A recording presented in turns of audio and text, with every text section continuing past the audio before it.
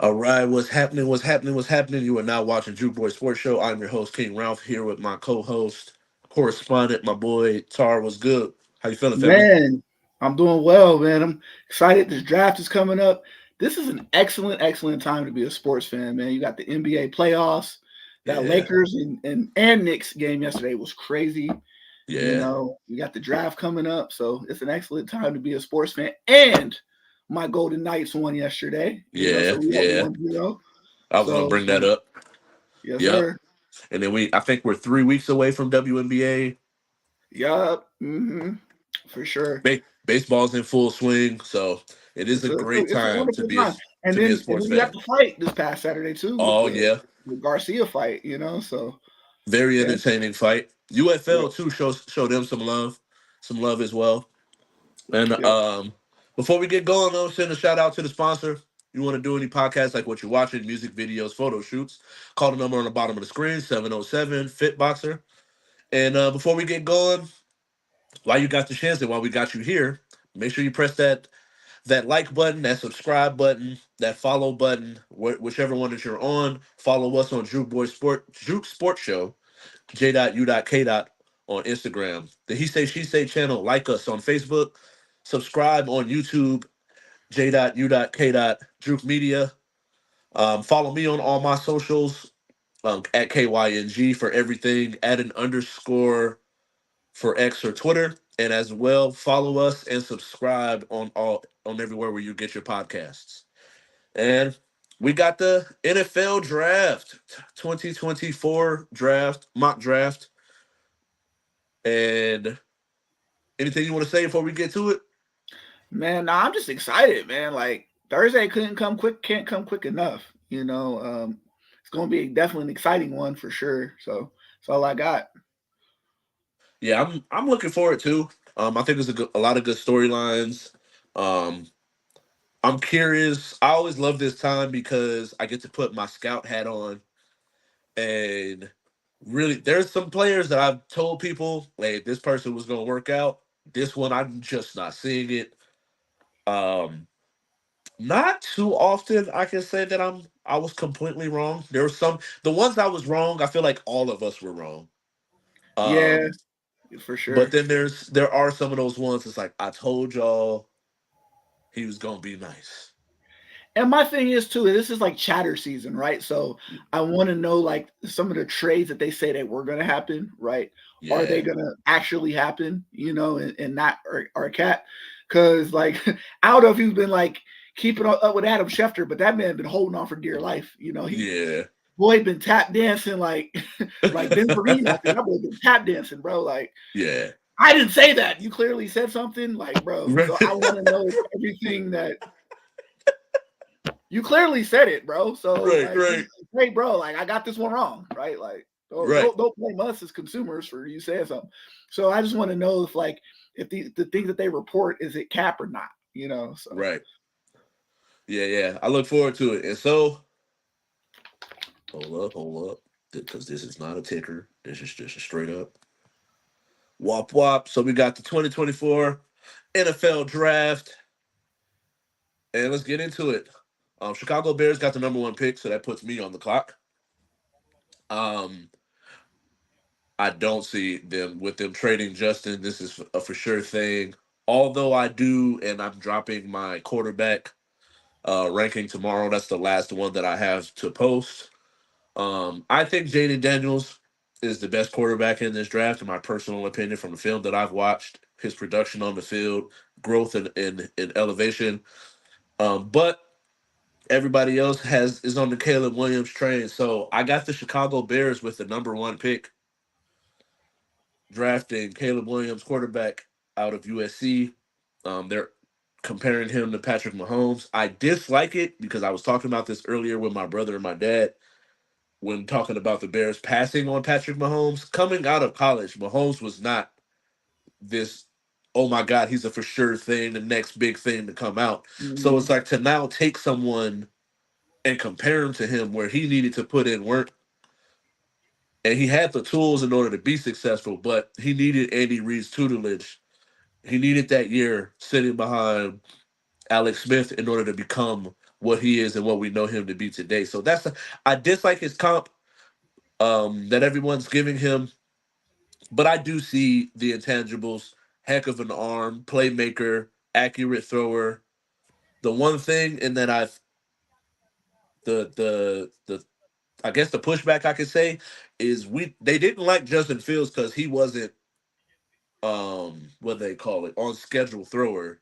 So now you're gonna take someone else who's pretty much of the same ilk and now give him an opportunity. Now the Right. one thing I'll say, if they've given him DeAndre Swift, I liked Roshan Johnson that they drafted last year. Cole Komet, get him a Keenan Allen. Already had DJ Moore. I forget the young kid they drafted last year too, able to take the top off of defense. So he has weapons that he's stepping into day one that he's going to be able to throw the football to. So I believe Is that they're in the right path. is it wrong to say like the because I picked for Washington, right? So the first two teams for quarterbacks, they walk into ready-made situations essentially, right? Like Right. normally when you see like a number one pick or like first round draft picks and stuff, we oftentimes blame the player but never blame the situation. These two players are walking into very good situations, so I feel like if they don't pan out, it's more on them than I think it is the team. Where like we look at this past free agency, you mentioned Justin Fields. I blame the Bears organization for what Justin Fields became, just like I blame the Patriots organization for what Mac Jones became, right? True. So it's more so what was around them, not a lot. But these two quarterbacks, they walk into good situations, right? So, and whoever goes to Minnesota walks into a very good situation. So I think this year it would be hard pressed to see a quarterback fail because you walk in throwing the ball to Justin Jefferson, what? Yeah. You walk in Right. throwing the Right. ball to DJ Moore, what? You walk in Right. throwing the ball to Terry McLaurin, what? Right? Yeah. So that's the Yeah. thing. Yeah. I agree 100%. I think that both of those situations, I guess it's like the best situation you could possibly walk into as a quarterback day one. Exactly. And so next up, Washington Commanders with the number one pick. Who you have them taking? So their pre-draft process has been pretty interesting. It's quarterback speed dating, right? Where they've had all these quarterbacks in at one time, and they lied to one, saying, "Hey, you're the only person we're going to bring in." And then you look to the left of you, J.J. McCarthy sitting right there. You look to the right of you, Drake May's right there. So it's a confusing situation, but this is a situation to me that I don't feel like you can mess up. It's Jaden Daniels, right? We both mentioned it. I feel like he's the best quarterback in the draft. He has an accurate deep ball. Terry McLaurin's going to love him. He fits with what they already have there. Brian Robinson, Austin Eckler. You got Jahan Dotson that could take the top off of defense. He's a guy that's the most accurate deep ball passer in the draft. He's a guy that can use his legs and his feet. He's a pure dynamic quarterback, and he fits the mold of the modern day quarterback of what you want. So I don't think if you're the Commanders, you can really mess this up. I don't see how you mess it up. You kind of already irked them a little bit, but it'll be different when you have them in there and you have them play. So, and not to mention who their offensive coordinator is, Cliff Kingsbury, right? That's the perfect Cliff Kingsbury quarterback, right? So you look at his resume of quarterbacks he worked with. You mentioned Patrick Mahomes, Caleb Williams last year at USC. Like he's played with all these dynamic type of quarterbacks. I think Jaden Daniels is next in line. So number 2 pick is Jaden Daniels. Yeah, I like that pick a lot. Like I mentioned before, I think he's the best quarterback in this draft. You giving him weapons, running backs, slew of running backs. Um, they have a good, solid good wide receiver room. Solid tight ends. Nothing crazy at tight end, but they have some good, solid picks at tight end. And I think he's going to walk in day one and be able to flourish. It's set up for him to be able to flourish. And Mm. so I do like that pick a lot. And next up, the Patriots. I don't see why. Like I've seen in different mocks where people have them drafting a quarterback. I've seen different mocks where people got them trading the pick. I don't see why you would trade the pick, especially with the teams that they had them. They're dropping so far out where there's other quarterbacks that you're gonna miss out on. But I have the New England Patriots selecting Drake May out of North Carolina quarterback. I think he got an E in his name to keep it a buck. Yeah, Uh, he definitely does. I'm a North Carolina fan. His yeah, brother, because I remember Luke it's, May, and I'm like, wait a yeah, minute. it's Drake May. It's Maye. But yeah, no, I definitely agree with the pick.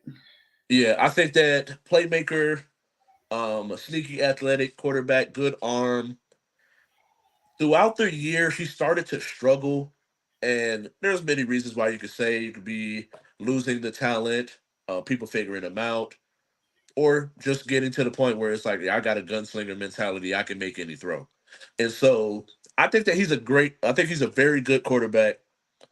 When we start to have this conversation and we're ranking, we have to nitpick certain things. So some things it's like, all right, we're kind of nitpicking, but when you're doing this process, you have to find the kinks in the armor.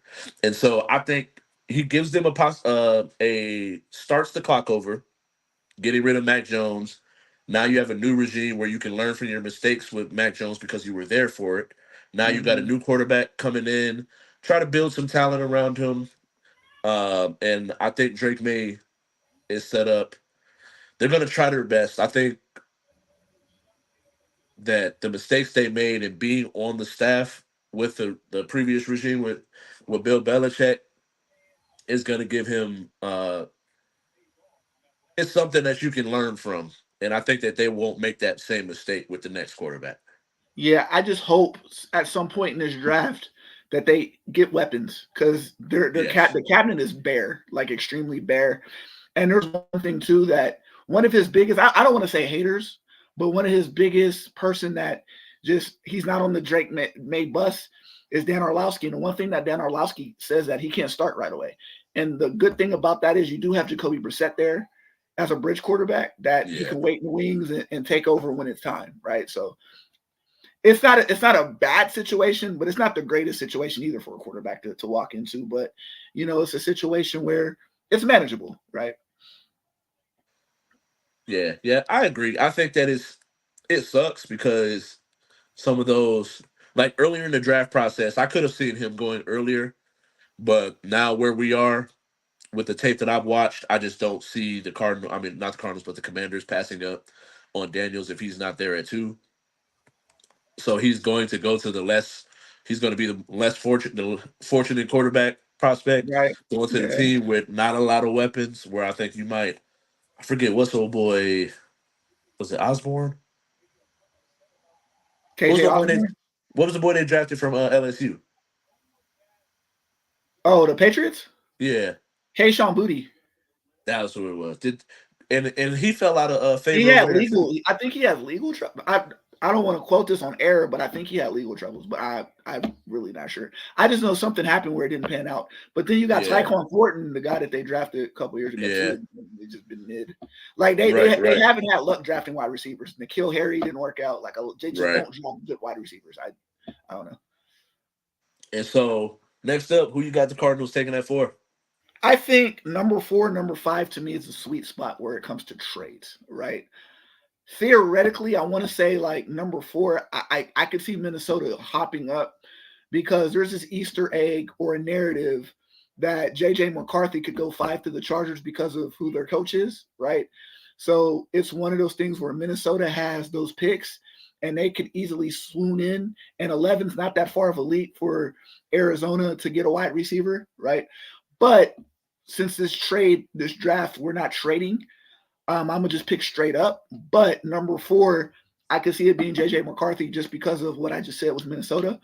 But Arizona, you're committed to Kyler Murray. You need a wide receiver. They don't really have many wide receivers of note that I could speak of. They have a really good young tight end. They got some good running backs, but they ain't got nobody outside. They ain't got no speed. So if you're invested in Kyler Murray, you got to get a wide receiver. So Marvin Harrison Jr., right? He fits an immediate need for them, like right away.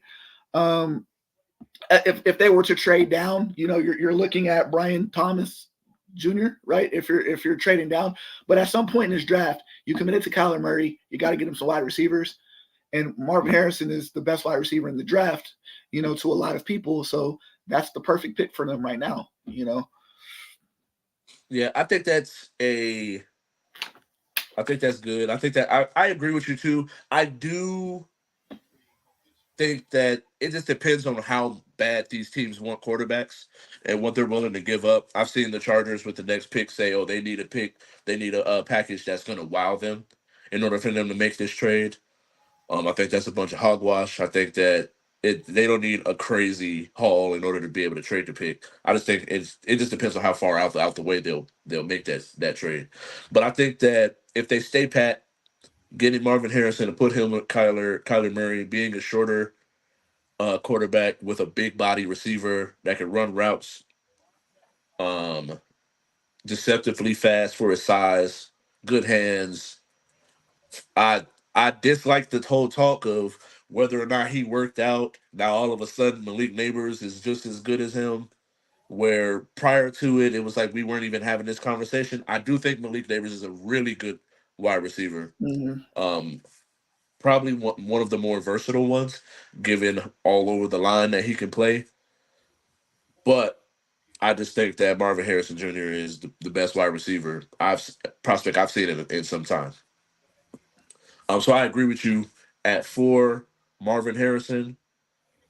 If they don't trade and they stay in the spot, and this next pick, like you said, this is definitely the sweet spot of where we're going to start to see trades. I expect the Chargers to trade this pick, but like we said, we're not involving trades in the scenario. So I have them taking the next best wide receiver, losing Keenan Allen, losing Mike Williams, getting Herbert some more weapons. I got them taking Malik Neighbors out of LSU, wide receiver. Like I said, versatile, good hands, great route runner, can be your X, Y, or Z. You can involve him in jet sweeps. He has that type of speed Mm-hmm. and agility. Um, but like I said, I just felt like Marvin was just the more polished, and that's why I have them pretty much. They're very close. You could say 1A, 1B after watching the tape. And the pro day workouts, combine workouts, and things of that such.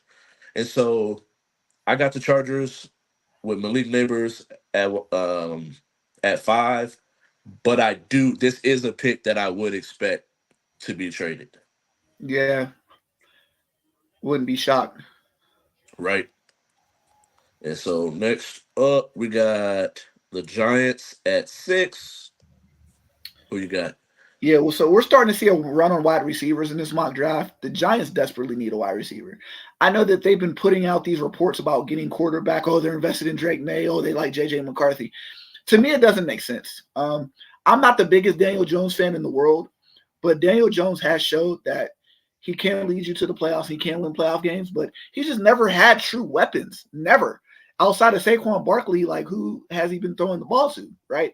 The Giants haven't had a number one receiver since Odell Beckham, which is insane, right? So if Malik Neighbors was available, I see Malik Neighbors going there. If he's not available, which you picked him, you got to go Roman Dunze. They got to get a number one receiver at some point in this draft because it just doesn't make sense. Like you're going to draft a quarterback to put him in the same situation Daniel Jones was in. Doesn't make sense. Yeah, So right. in this draft, I feel like you got to go heavy wide receiver, get a running back at some point, and get offensive line, right? So that way you could truly see if Daniel Jones is your guy or not because you did give him all the money, right? Because he led you to the playoffs. So you got to give him that, right?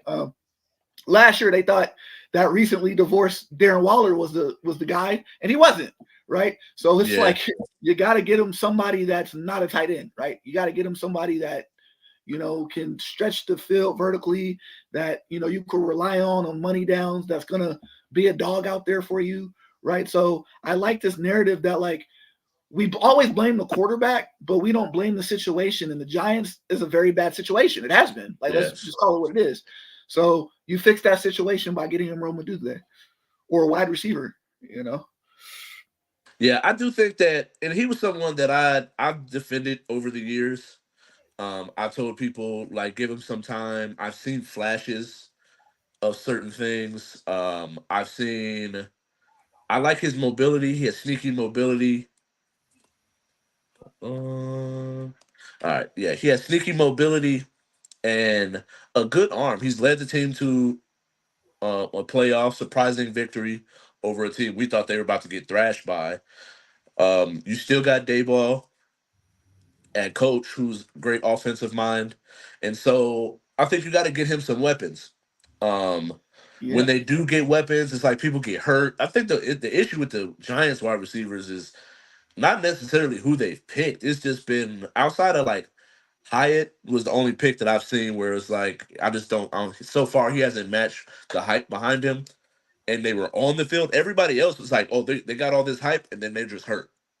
Right. Yeah. Where if they could keep players, if they could keep their wide receivers healthy, I can see. I think Rome Dunze is going to be a great addition to that wide receiver room. And real quick, you mentioned Dayball. Where did Dayball come from? Buffalo. So the narrative Yeah, was how bad Justin Allen was, or Josh Allen was. What did they yeah, do? They got Stephon Diggs, and then all of a sudden we yeah. started seeing flashes. I feel like you got to Right, get him.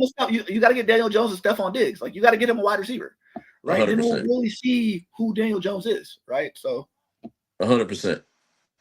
And so at the number 7 pick, this is a pick that I definitely think will be traded.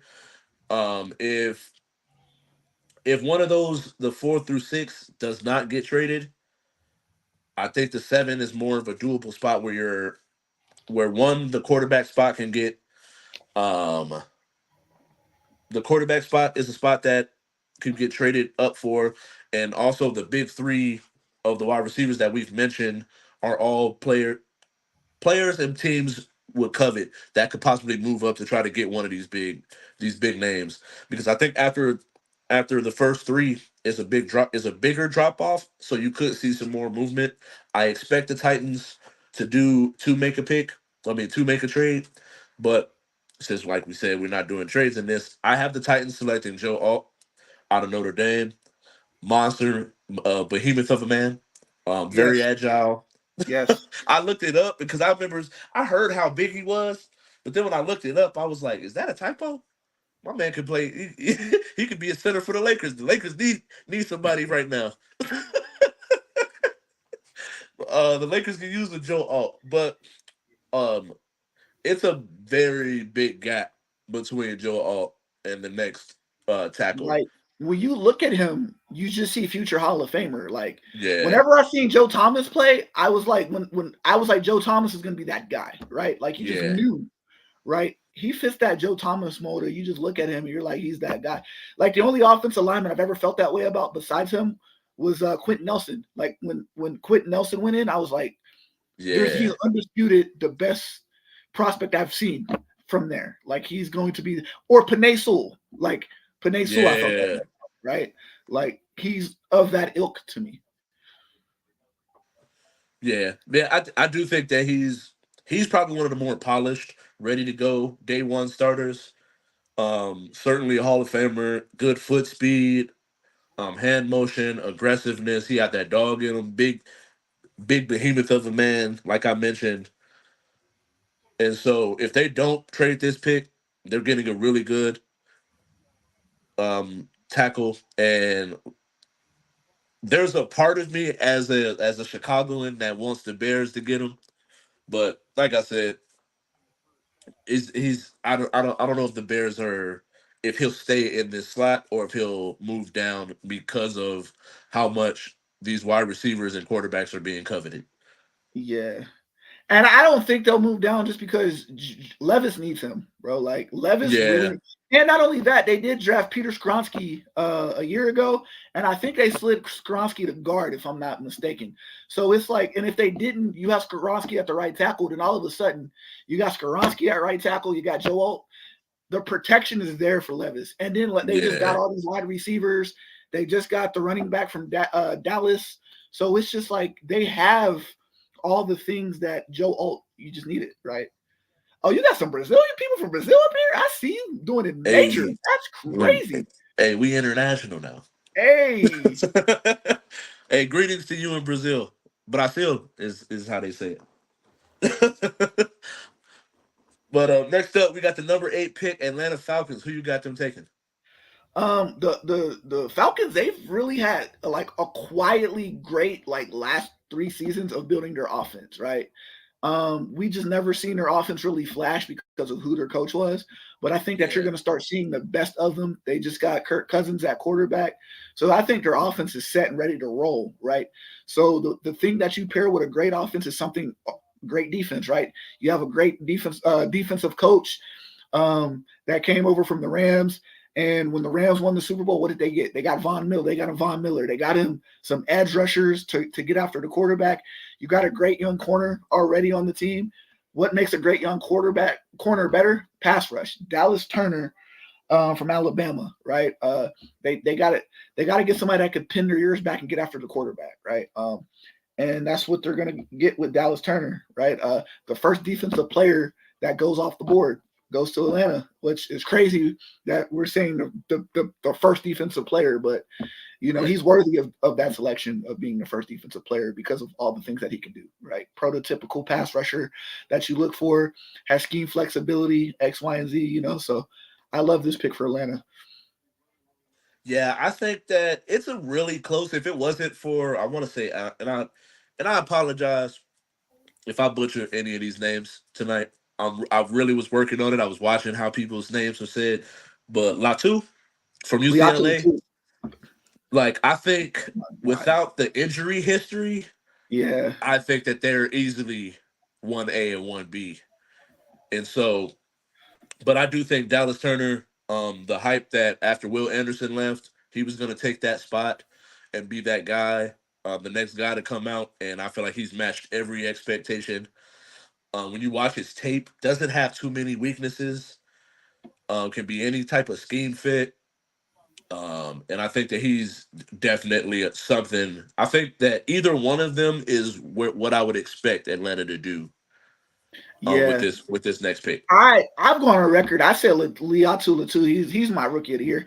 Reminds me hella of Sean Merriman. A lot of people say Jalen Phillips. They wore the same number UCLA. I see that too, but I love Liatu Latu. Like he has he has a thing that we have in Max Crosby, the motor, right? Just the endless Yeah. motor. That's my guy. So segue, great segue, by the way.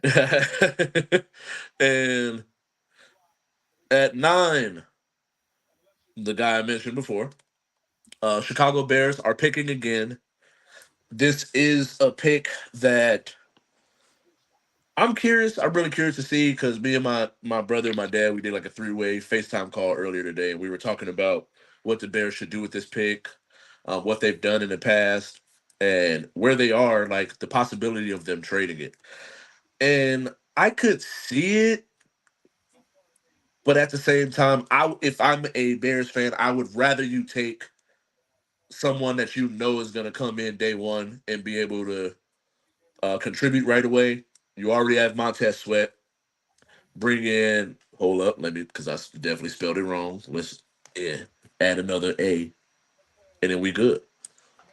Uh, Latu, outside linebacker, UCLA. I got him going to the Bears, pairing him on the other side of Montez Sweat.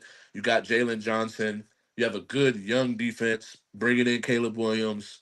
I think having kind of, in a way, taken a page out of the Texans book where you got day one pass rusher who's going to have 10 plus sacks for the rest of his career. And then your day one franchise quarterback. I feel like this is a good pairing and a good start to what they've already done. And I wouldn't be surprised with these picks for the Bears making the playoffs.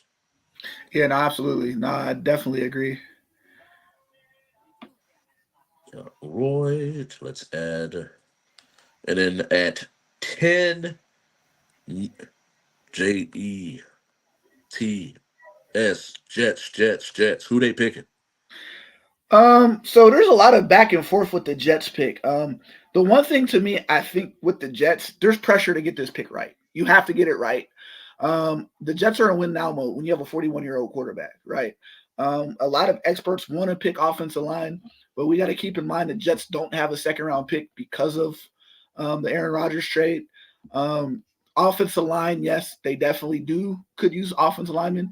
They have fixed their offensive line. They signed Tyron Smith, John Simpson, Morgan Moses. So they have picked up they have addressed their offensive line. Tyron Smith is 35, 36 years old. So that will be a need later. But the thing is, in the third round, like just judging off of this draft, I do think that Roger Rothstein from Washington will be available. Kyron, I don't want to say his last name wrong, but the kid from Yale will be Yeah. available. What else? The guy, Bryce Fisher from Notre Dame, the guy who played on the other side of Alt. They'll be available in the third round. There will never Right. be a Brock Bowers in the third round. So that's why I'm on Brock Bowers. I feel like you got to get it right. Number one, like I said, you can't miss with Brock Bowers. The thing about the Jets tight end position, they only had 2 touchdowns last year, both their tight ends combined. So you could call that a need. And the thing about this is the Jets would actually have a very scary offense pairing Brock Bowers in the seam with Garrett Wilson, Mike Williams. You got Brees Hall in the backfield. Alan Lazard really didn't do anything last year, but Aaron Rodgers is back now. So that offense would be great, not just for Aaron Rodgers, but for whatever quarterback you bring in after Aaron Rodgers. You got Yeah. all playmakers and weapons, and I think Brock Bowers adds to that. So Brock Bowers, for me, should be the pick and could be the pick just because you got to get it right, you know? So best player available. Yeah. I completely agree. After watching, I kept hearing about him, and I didn't really get a chance to watch a lot of Georgia games. The games that I was able to watch was like during that little bit of time that he was hurt, and so he wasn't playing his best football when he finally came back. But when you go back and watch the tape, is we know him as a receiving tight end, but he's not a bad blocker either. No, Um, he's he's very complete. underrated in blocking, and his ability to be all over the field, X, Y, Z, catch jet sweeps, tight end screens. What he ran like a 4.5 or something like that. And it's like that type of speed and athleticism at that position, it's hard to pass up. I don't know And not how. only that, he's something Aaron Rodgers never had, right? Like Yes. you think of Tom Brady. Tom Brady had Gronk. He had Aaron Hernandez. He had all these like different flexible tight ends. That's something Aaron Rodgers. He maybe had like Jermichael Finley for a couple of years, but outside of that, Right. and you even see him do work with like that undrafted dude, Tunyon, right? And he did work with Tunyon. So it's Yeah. like one of those things to where, yeah, like it's to me, it's a perfect thing for Aaron Rodgers. Especially given the weapons that they already have. So he already fills in an immediate need Right, on an offense that kind of low key completes the offense. right. And so next up, another one of those quarterbacks who's stepping into a situation. I've already gave up the pick, but at 11, we got Minnesota Vikings, who are someone that we all expect to trade up. So since we aren't doing trades and we have the Minnesota pick, I'm having them taking J.J. McCarthy, quarterback out of Michigan. I think given what the team has now, gives him a position and puts him in a position where he can step in and contribute right away. He doesn't have to carry the offense. When you have a Justin Jefferson, when you have, I think was it Jordan Addison? Yeah, Jordan Addison and Yeah, and TJ Hawkinson. right, right. And so I think the one thing with them is later in the draft, or hopefully they're able, maybe they just have someone that's going to come out of nowhere. Because I do think them giving up on Dalvin Cook and then Madison as well. Did they bring in a running back during the free Yeah, agency period? dude from Green Bay, Oh yeah, yeah, Aaron yeah. You Jones. got Aaron Jones, so he can hand off the rock like he was able to in Michigan. He has weapons to throw the ball to. I think J.J. McCarthy at this spot fulfilling a need, good young quarterback. I think J.J. McCarthy is a great fit for this team right now. I love it. Yeah, yeah. That to me is a no brainer. Um, so number 12 is Denver. I think they're the worst situation in the draft. Yes, I would have laughed, but they picked up Zach Wilson yesterday, so it's like, oh my god. Like they need right. everything. They have no cap space, so they didn't really do anything in free agency. They need everything. I think the most ideal smart situation is to trade down and see who might get desperate for a wide receiver, right? And pick up just additional picks because this team needs everything. Nothing's gonna fix this team right away, right? But since we have to make a draft pick, um, I don't. It's hard for me to believe that they're willing to go into the season with Jarrett Stidham, Zach Wilson, and Ben DiNucci at quarterback. That's it. Just for Sean Payton, who's a quarterback guy, it's not a very attractive situation, right? No. I like Bo Nix here for them. Like I said, I would trade down because, like I said, they need so much, and you don't have a second round pick, so you have no cap room, you have no second round pick. You need so much that one person isn't going to save your season or save you, right? But in this situation, you need to rebuild, but you have no chips to rebuild. You tried to trade Jerry Jeudy and only got like a fifth or sixth round pick for him, so it's just you got to trade down. But since we have to pick, go Bo Nix. And yeah, I'm done with it. Just pick Bo Nix. Bo Nix is one of those people. I have one every year. Last year for me it was Will Levis. In years past, Zach Wilson was one that I just didn't. I just don't see the hype and versus what I'm seeing personally from my scouting eye. I think he's a solid quarterback. I don't see him as a franchise guy. And so if we're gonna draft someone for mid to early first round, where I don't think he's your answer right away, maybe have him sit a year and see what you got after that, after learning Sean Payton's system. But for me, Bo Nix is one of those guys I just don't. For me, I just not seeing it. I'm not crazy about the pick neither. He reminds me of our guy, Gardner Minshew. He reminds me Yeah, so much of Gardner Minshew. yeah, Height, built, same exact college career. So like that's right. who he reminds me of, and he can be coached up. He's a very, very religious kid. He's mature, married, all the good stuff that you look for in a guy. So he's a guy you root for because of his story. But it's like you said, it's one of those things to where it's you put yourself in a bad situation if you're Denver, and it's just you're stuck with what you're stuck with, and just trade down if you can, man. Like I'm done with it. Like I said, Yeah, yeah, 100%, 100%. I mean, for me, it's like, bro, me and Bo Nix went to high school together, so he better be a mature adult at this point in life. Like, Buddy was in school for like 8 years, like. right. But next up, got the Las Vegas Raiders at 13. With this pick, this is maybe you can give a better insight. I I went with this pick just because I think it fulfills a position of need. He's my favorite corner in the draft. I feel like where the players that are available, there's a couple different ways that they can go with this direction. With some what we see in the foreseeable future, we've seen Michael Penix go in this spot. I've seen him go second round um, in some mock drafts. So if you feel like you can get him later, or you can get a right tackle to protect his blind side, you can go edge rusher because there are some edge rushers available as well, and or you can go in the direction that I went with Kenyon Mitchell, out of Toledo, cornerback.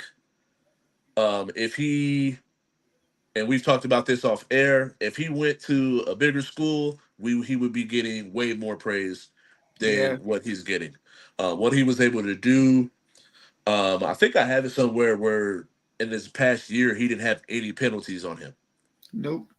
and And and going to and, and his completion percentage against him was insane. yeah, And yeah, he doesn't allow, and he carried that into the Senior Bowl week where he locked right, down everybody. yeah, he was locking everything down in Senior Bowl week.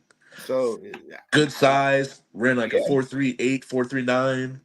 yeah, Good speed, the ability to lock down one on one, can play zone as well. Good hands, and I would love this for us, but like I said, there's a multitude of different ways that this pick can go, and yeah. so I'm curious to see what happens. Yeah, me too. Like it's one of them years I really don't know because they have a new general manager, and it's like Yeah, he's the best player available kind of guy. And the thing right. is, the war that they're gonna fight is what Antonio Pierce wants and what the GM wants. I think if the GM had it his way, he would either draft Tyrion Arnold, him, or Talise Fuaga, right? But Yeah, Antonio Pierce wants Jaden Daniels or he wants Michael. He wants his quarterback. So it's yeah, kind of like it could go either way. I really don't know. My gut is telling me Talise Fuaga though, but literally, but like with my pick, if Bo Nix goes, I think Michael Penix because it puts you in a situation where a team can jump up now and take, and then you end up with nobody. Well, Right. Spencer Rattler later on, but Yeah.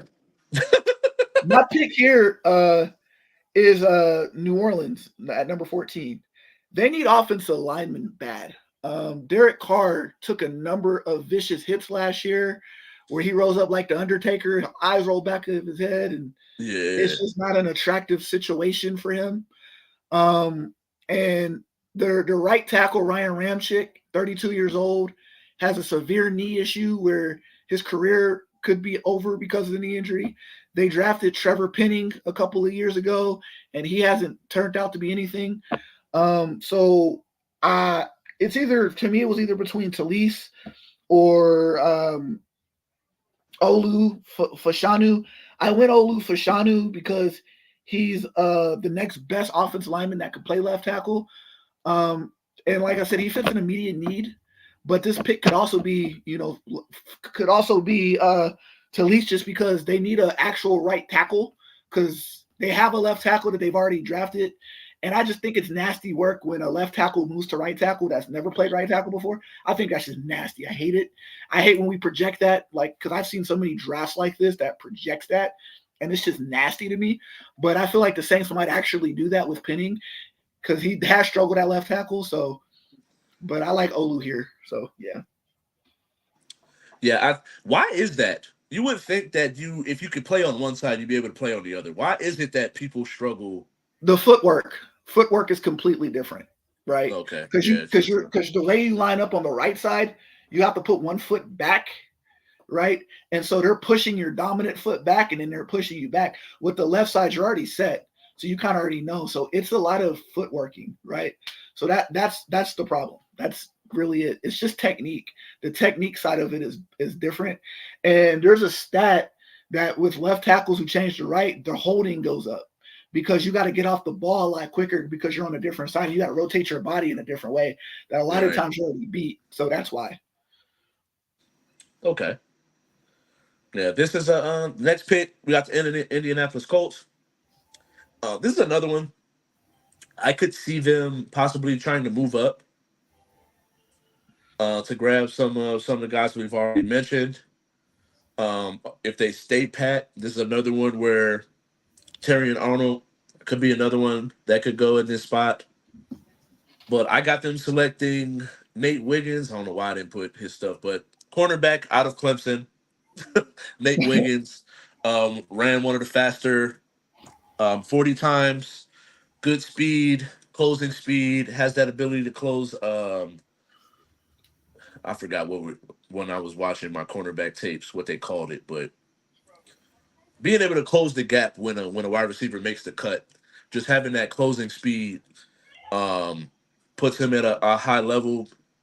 One of the more faster corners where a lot of the corners in my top five outside of the top two, I believe, were running like 4.5s, where him and Kenyon Mitchell ran 4.3s to 4.2s. And Right. so I think that puts him at another level, something that you can't teach. You can't teach speed. You can't take someone from 4.5 to 4.2, but you can teach the other things. And so I think Nate Wiggins stepping in day one is going to be able to contribute, like I mentioned before, with some other players. That speed you can't teach, and I think the Colts are getting a good one. Yep. So we're gonna see a run of offensive linemen for me. My next couple of picks are gonna be offensive linemen. Right here for Seattle is Troy Fatanu, and the reason why I picked Troy Fatanu, I've heard a lot of comparisons to him and Zach Martin. That's been his biggest player comp, and I like it because he's versatile. He could play guard, he could play tackle. But with Washington, he went to the University of Washington, Seattle, hometown product. But the sleeper here is his offensive coordinator at Washington is now Seattle's offensive coordinator. So there's that familiarity and scheme fit, and it's just a natural and seamless fit. And you're thinking about who the head coach is. It's Mike McCoy from the Ravens. He's a hardball person, right? So went to Michigan, came to Baltimore. We know the DNA of the Hardballs is they like to run the football. You got two good running backs already there with Charbonnet and Kenneth Walker. So he's a guy that can open the hole and allow for you to run. And it's just to me the most natural fit because it's a scheme fit, right? And he could be a future All Pro, a future Pro Bowler. It's just has the making of a good hometown story. So that's my pick for Seattle. All right, and next up we got them Jags at 17, taking the other guy I just got done mentioning. It's a lot of foreshadowing going on here. But we got the Jacksonville Jaguars selecting. Dang, I hope I spelled this right. I feel like that's wrong. But Tarrian Arnold, out of Bama, cornerback. Like I mentioned, very solid. The one knock on him is that speed. Ran a 4.51, I believe, at the combine, Yeah, or even his pro something day. like that. Yeah. And so, but I think he's very solid in technique. Plays a little bit faster than that 40 times says, so I'm not going to knock him too much. Where I felt like with his counterpart, Kool-Aid, I felt like his showed versus where Arnold, the you were surprised to see that 40 time. And so I think that Jaguars are getting a very solid corner, able to step in day one and help out on that defense. No, absolutely. I agree. I think that where we're at right now, 17, 18, 19, is a sweet spot for the Buffalo Bills to trade up. So I'm just mentioning that Yeah. right now because who I'm picking for right now, Cincinnati, they have a need for Brian Thomas because the whole T. Higgins situation hasn't been settled. He wants a new contract. They have to pay Jamar Chase and they have to pay other positions of need for them. So a wide receiver right here could be a possibility, and I could see Brian Thomas being a name that's pushed around, and Jacksonville being traded up with Buffalo. Buffalo has been aggressive, and their general manager has an itchy trigger finger to make trades in the draft. But since again we've mentioned the lack of trading in this mock draft, I'm going to stay put for Cincinnati, and I'm going to pick Amarius Mims. The reason why I'm going to pick Amarius Mims is because the Bengals, the one thing about Bengals, their DNA of offensive linemen so far this year has been big 6'8", 335 plus pound guys. You got Orlando Brown, big 6'8", 335 and some change. They signed Trent Brown, right tackle, big 6'8" guy with some change, but he's only a 1-year guy on a 1-year contract. Has showed a lack of intent to play a lot of the times. He's been injured, so you want to cover all your bases there, right? And Amarius Mims is a guy that fits right into that mold, and he's a long-term solution. And the one thing about the Bengals is you got to keep Joe Burrow upright and you got to keep him healthy. Injury has been a plague in his career. He's been showing he's that guy, led the team to the Super Bowl. But the one thing for him is availability. The best ability is availability. So you got to keep him upright and get him a big ugly up front. I know you want wide receivers and stuff like this, but it's such a deep draft. In the second round, you can get a Keon Coleman. You can get a Leggett from South Carolina. So there's a bunch of wide receivers that are big bodied that fit that T. Higgins mold that you can get later on. But there's not another Amarius Mims that's that big and massive, right? I can even see J.C. Latham here as well. But you got to address the offensive line if you're the Bengals. So I like this pick for them. I do like, there are some of those wide receivers like Tez Walker, Leggett those are two that I really like later on in the draft. So I wouldn't be too pressed, although I do really like Brian Thomas in the position in the area that we're talking about right now. But I wouldn't be too pressed because you're still able to get some good guys. Some a little bit more projects like Walker, where I think Leggett is more of he can Yeah, produce right he's away. not ready. Yeah. And so at 19, Los Angeles Rams, I got them taking Byron Murphy, the second. defensive tackle out of Texas. And I think of all the ones that I watched when I was watching my tape, he had the least holes. Now, the size and stature that a lot of one thing I've noticed is the defensive tackle position is starting to get smaller and smaller. I think we're a copycat league. We saw Aaron Donald do his thing, so now every year we're looking for the next um, Right. Aaron Donald. I think what was And it he just last year? retired. Right, and then, like was last year the kid from Pitt who already went to Pitt where Aaron Donald went. Now we're looking for the next one where I feel like he's more of a where Byron Murphy is more of a Geno Atkins where he's still able to hold up against the run, but he's going to be a problem in the pass rush. And so I think with the defense that they have, replacing Aaron Donald in this position, in this spot at 19, I got the Los Angeles Rams selected Byron Murphy. Oh, right. Okay. So my next pick is for the Pittsburgh Steelers at number 20. The thing about the Steelers, they have a lineage of centers, like offensive linemen, and they've drafted center really well. You think about Mike Webster, who was a Hall of Famer, Damani Dawson, who was a Hall of Famer, Marquise Pouncey was an All-Pro Pro Bowler. They missed the gap completely after Marquise Pouncey retired and Mason Cole. He was actually the first player, the first player released his free agency, the first. So you know you got to be pretty ass to be the first player released. So Right. Mason Cole didn't pan out for them, and so I think that they haven't replaced the center position. They've done their just do this offseason, adding two quarterbacks who were with mobile traits. They got Arthur Smith from the Falcons, who we know loves to run the ball, loves it. They like controlling the line of scrimmage. That's Steeler football, black and blue. You know. So with this pick, Jackson Powers Johnson, Oregon center. Again, he fits into that mold of the big ugly center that can control the game and be a anchor for your offensive line for years to come. And smart, reminds me a lot of Tyler Lindenbaum from the Ravens, and you just need that in that division. You got to deal with the Ravens, who has been a top defense, the Browns, who was the number one defense in the league. So you got to control that line of scrimmage, and it starts with the brain of the offense, and that's the center position. So I love this pick for the Steelers. I agree. I do think that in order whoever they're getting, regardless if it's Fields is going to need a running game, and we've seen what Russ looks like with no running game, and so I do personally feel like it's gonna whatever direction that they go in, getting this pick and getting an offensive line help is gonna help in the long run with whoever they pick or decide to go with.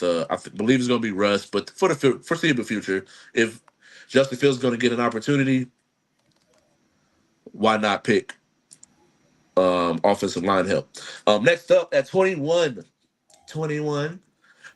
I got the Miami Dolphins trying to replace Christian Wilkins and getting, like I said, Jerzon Newton, Yeah. defensive tackle out of Illinois.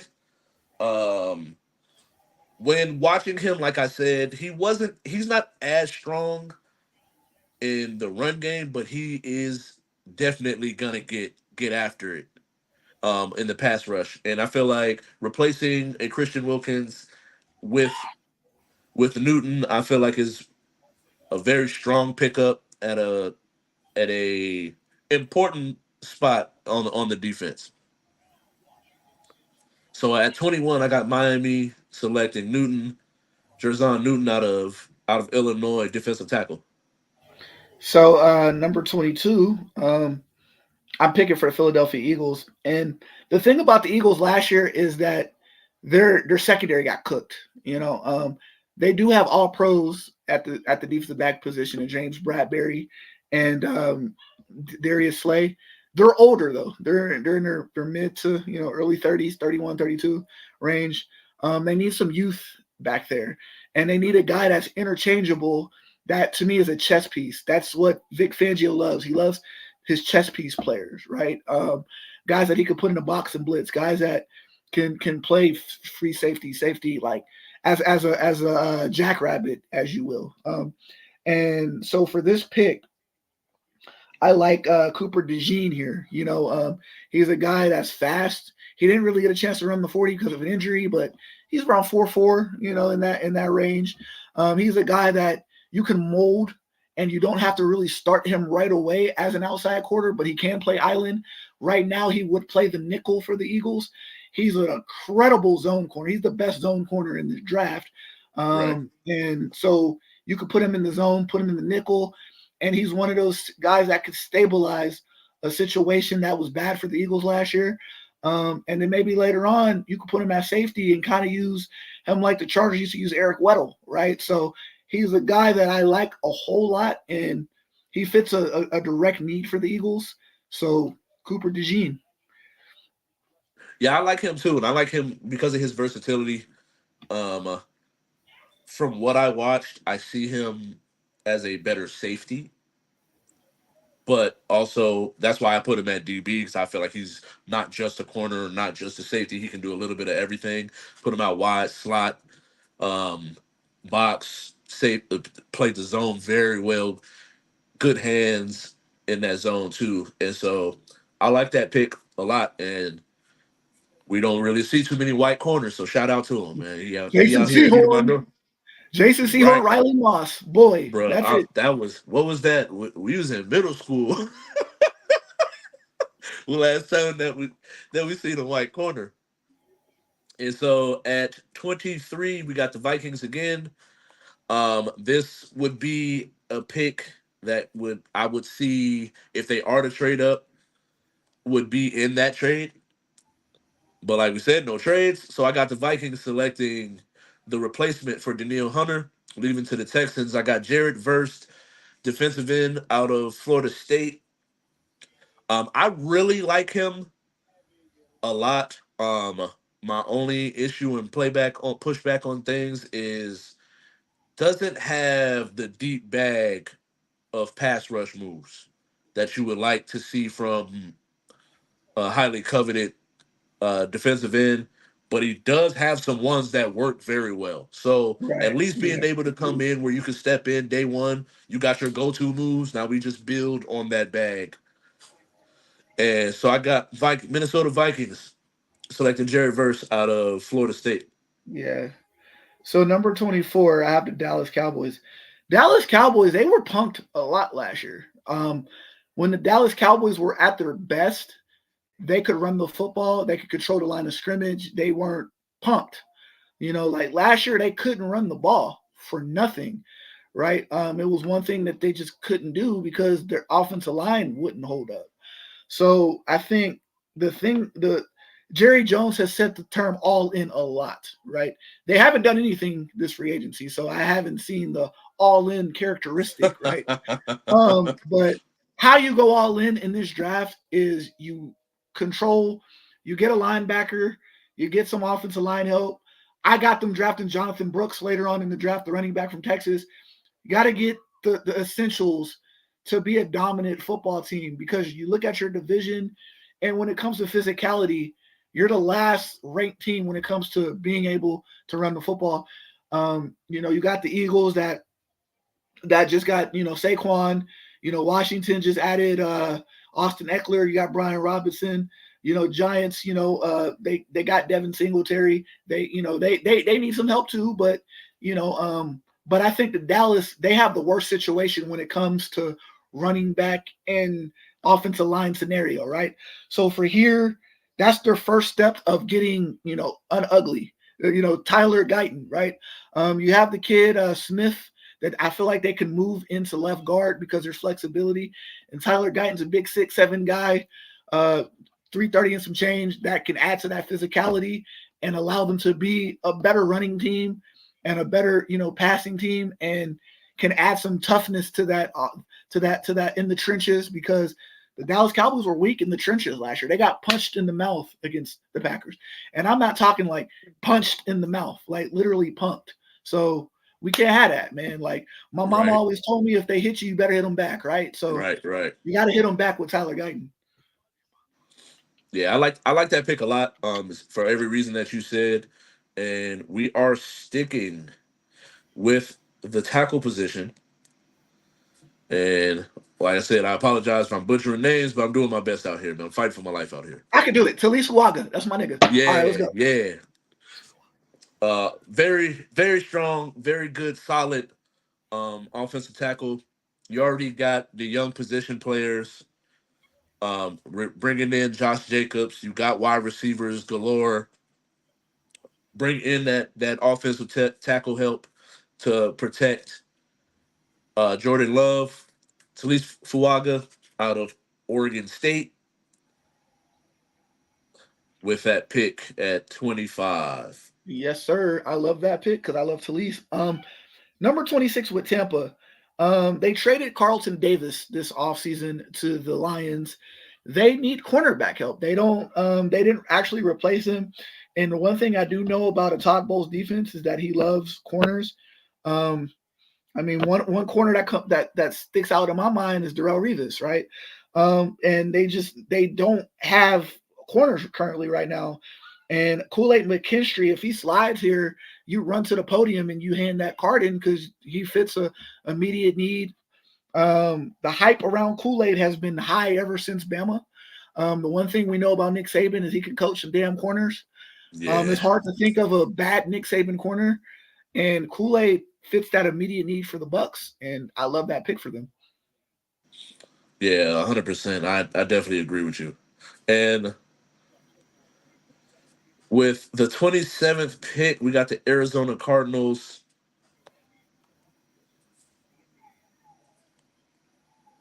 picking Chop Robinson, Pork Chop Robinson, a childhood nickname for him, out of edge rusher, outside linebacker for Penn State. Freak athlete, but that is the one thing about him is that when you watch his tape, a lot of it is the freak athlete is how he gets to and pretty much cuts his teeth and his bread and butter. But like I always say, there's some people that are good at everything but not elite at anything, and he Right, at least has elite speed, an elite speed rush. Now hopefully over time he'll be able to build where that speed he can muster that into a strong bull rush and then make it work with rip swims, fakes and spins, and be able to really build that deep bag. But he got speeds you can't teach. So right. Chop Robinson, outside linebacker for Penn State, going to the Arizona Cardinals. Yeah. So number 28, I've mentioned earlier with Buffalo. I do believe they trade up. A unique stat about the Buffalo Bills general manager, he's traded up the 4 out of the last 5 drafts. And I think this is the most immediate need for him to trade up. You need a wide receiver. Currently, I can't name uh, their other wide receiver because you lost Stephon Diggs, you lost Gabe Davis, and now all of a sudden you don't really have much there. They got two This tight pick, ends. That's it. yeah, this pick could be a number of people. I think that they're going to highly covet Brian Thomas because outside of the 3 guys, he's the next best guy. Um, he has 6'3". He has speed that can take the top off of defense. I think Josh Allen would love him because of how much of a vertical threat he truly is. If the Bills stand pat here and Brian Thomas isn't available, I can see A.D. Mitchell, Adonai Mitchell here. But I don't see the Bills leaving this draft without drafting 2 wide receivers. Just don't see it. But Yeah, I think that they start the wide receiver train here. And I have this pick being Brian Thomas, but like I said, it could be Adonai Mitchell. It could be a number of people, but you got to go receiver. yeah, 100%. And I feel like if you're put if you're picking wide receiver at this pick, I feel like Adonai Mitchell is not the player that Thomas is, in my personal opinion. Yeah, agreed. So I would rather I agree with you 100% on this one. This next pick is one, if Michael Penix is available at this pick, I just don't see it being the Lions making the pick. I see some other team trying to trade back up at the end of the first round, trying to get that quarterback of the future, even if it's letting them sit for a year. But like we said, no trade. So right now, I got Michael Penix going to the Lions. Although this is a pick that I definitely expect to be traded. Um, and even if it was for this position, you let him sit for a year. Jared Goff has showed that he's a capable quarterback. But with the way that the team has been going, they've been getting better every year. They're falling short. There could be a scenario where people could get tired and think that the ceiling could be raised with going in a new direction. Although I don't expect the Lions to be making this pick. Yeah. Plus, they got Hendon Hooker too Right. from a year ago. True. So, True. um, number 30, I got the Ravens. The one thing that we know the Ravens have a DNA for is running the football, except for the playoffs, which is crazy. Why I'm not gonna get into that right now.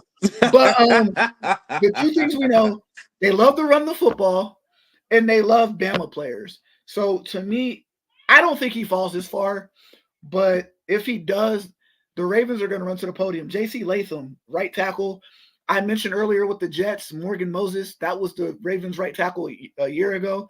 Also, John Simpson, who was their left guard. So a lot of both of their starting offensive linemen are on the Jets now. So they haven't replaced that position. So J.C. Latham, if J.C. Latham happens to not be here, I see Jordan Morgan from Arizona, but J.C. Latham's available in this draft, so I have him getting J.C. Latham, and he fits an immediate need. Right tackle, you want to protect Lamar Jackson, and you want to run the football with Derrick Henry. So, yeah. Yeah, I agree 100%. And at 31, we got the San Francisco 49ers. With the issues of the Ayuk situation and just getting Brock Purdy more weapons. Wide receiver Xavier Worthy out of Texas, crazy 40 time. Believe he broke the 40 record. Yes, sir. Um, but when you watch the tape, you could argue a lot of what Adonai Mitchell was able to get was because of Xavier Worthy's speed. There's a lot of tapes where he's getting double covered, bracketed, and Adonai is able to open things up. It's a opening things up for him in the middle of the field where you can do the same thing, put him on one side, put him in the slot, put him out wide, and have him run routes that are gonna open things up. Now I do think he's much more than that. He has the ability to break down and run routes, good hands, and I like him at 31 for the 49ers if they're keeping this pick. Yeah. So for number 32, I got the world champion Kansas City Chiefs. I'm gonna just keep it 1,000. I hate this pick because I love the pick, but I hate the pick because this is just the rich getting richer, and I don't want to see the Chiefs get richer. This is crazy. But Lad McConkey from Georgia. The thing about this pick is it's much needed because we don't know the situation with what's their wide receiver that just got arrested? I'm Rice, right, yeah, with Rice. Yeah, Rasheed with Rice. Rasheed Rice. Yeah, Rasheed Rice. There you go. We don't know the situation with Rasheed Rice. He could be facing league suspension. He could be. We don't know how long that league suspension could be. We don't know his legal situation. They did add Hollywood Brown this offseason, but Hollywood Brown's just a 9 route runner that goes straight. Where Lat McConkey is everything. He gets open, and he's a guy that you put him in Andy Reid's system, and it's just not fair because of everything. His ability to run routes is insane, and Patrick Mahomes did have trouble with his offensive line last year. You still have the same offensive line this year, so you need a guy that can get open really, really quick, and that's Ladd McConkey.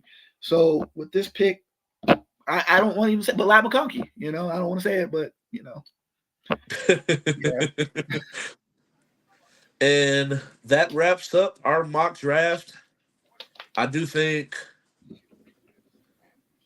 I really can't wait for it. You know where you watching the draft at? Oh, where? Probably the crib. Yeah, Yeah, probably at definitely the probably house the crib. for Yeah, sure, because I for don't know if sure. y'all hear me. I got a loud dog that's Oh. insanely hype, like spoiled, and he doesn't like, so one of them things where I'm gonna watch it and allow him to not be in his cage. So And so yeah, I appreciate it. Thank you all for watching.